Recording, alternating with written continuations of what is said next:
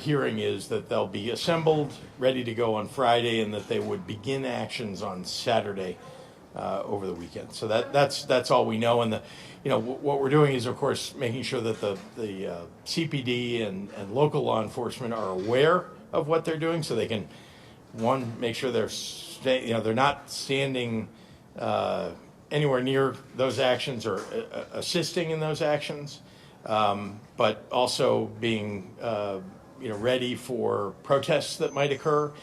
And then, very importantly, we've asked for the public to be ready with your iPhone and any way that you can to record what's going on in their neighborhoods by ICE, because we think that's the best way to demonstrate what ICE is doing if they're doing something wrong, or to keep them honest and doing the right thing because they know they're being watched. Again, we're going to do everything we can to protect people's safety. That is something that the Chicago Police Department, Illinois State Police, and other local law enforcement are responsible for, but can't stand in the way of the execution of, for example, a warrant that ICE is trying to execute.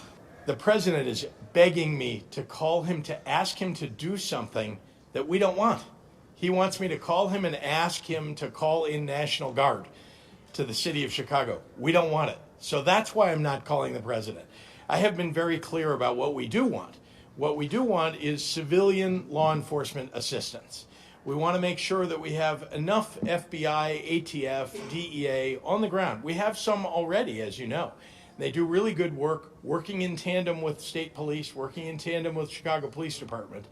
But we can use more. We can interdict more drugs and more guns that are coming across the border into the city, into the state of Illinois. He's begging me to call him because he wants me to ask him for National Guard. That is what he is trying to do. There's a second reason, and you should pay close attention to this.